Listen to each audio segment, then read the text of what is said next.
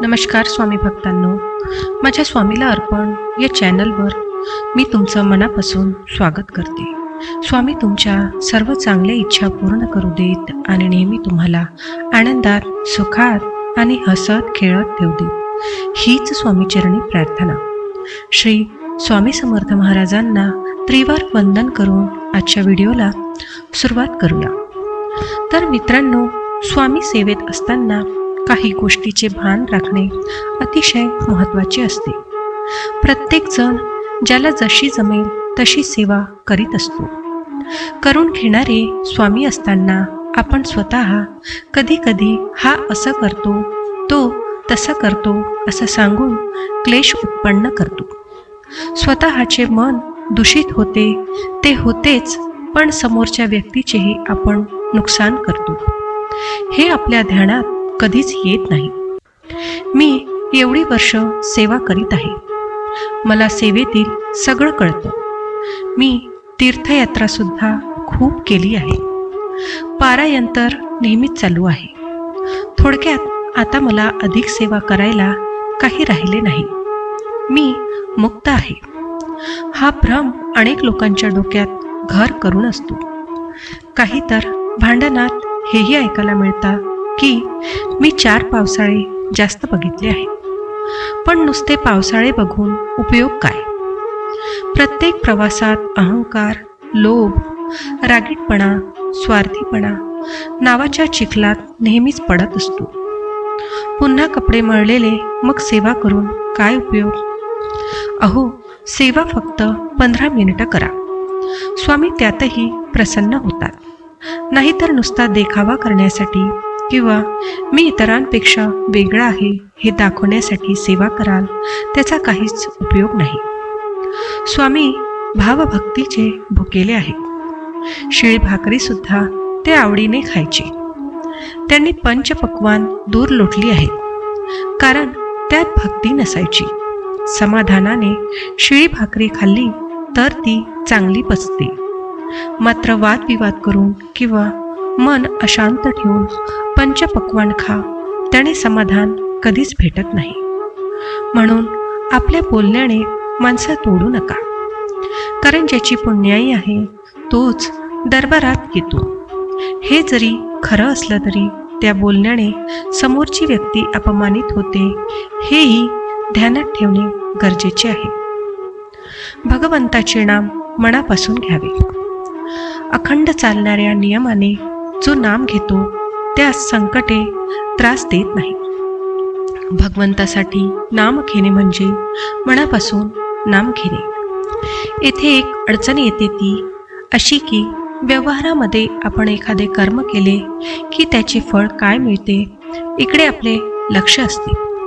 किंबहुना ते फळ मिळावे म्हणूनच आपण ते कर्म करतो. भगवंताचे नाम घेतानाही सवय आड येते, पण अध्यात्मामध्ये ही सवय मोडावी.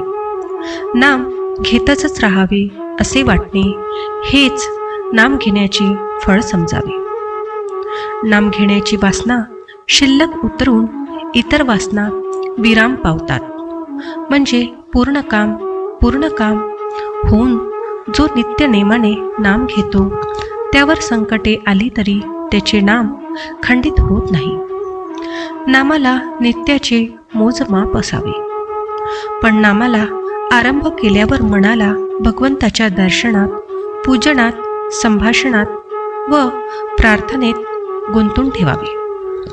अंतकाळी ही सवय अतिशय उपयोगी पडते. अंतकाळी जीव भगवंताला बरोबर घेऊनच जातो.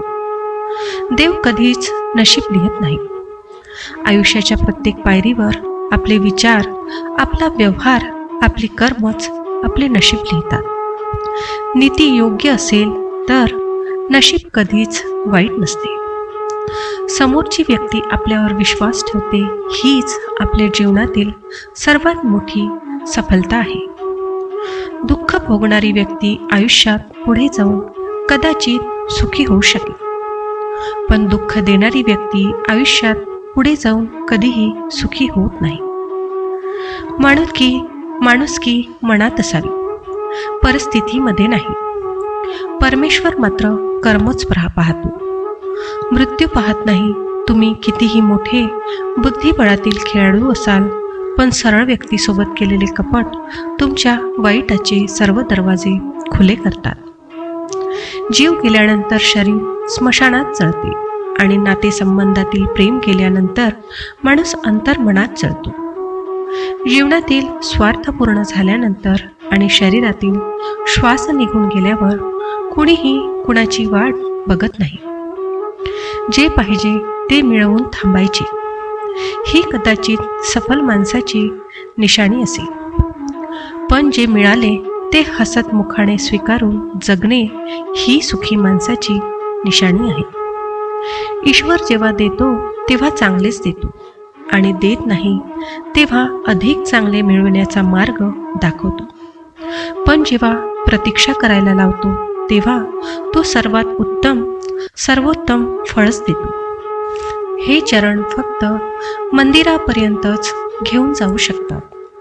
आचरण तर परमात्म्यापर्यंत घेऊन जाते.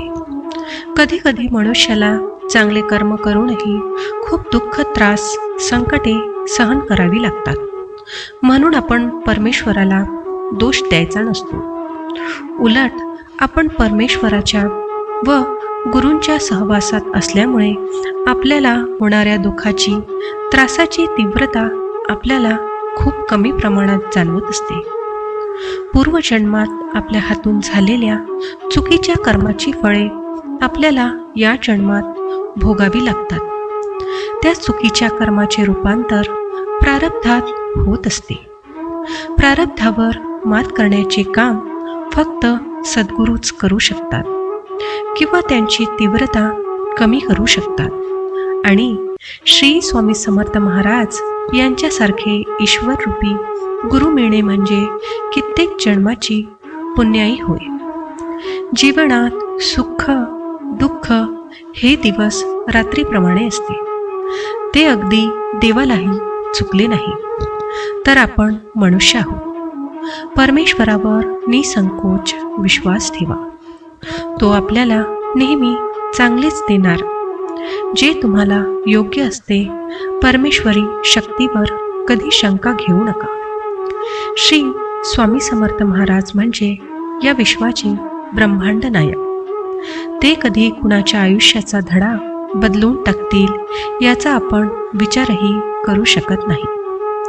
स्वामींसमोर उभं राहून त्यांना सांगा, माझ्या हातून तुमची आजन्म निरपेक्ष निस्वार्थी सेवा घडो, हीच प्रार्थना. श्री स्वामी समर्थ. जय जय स्वामी समर्थ.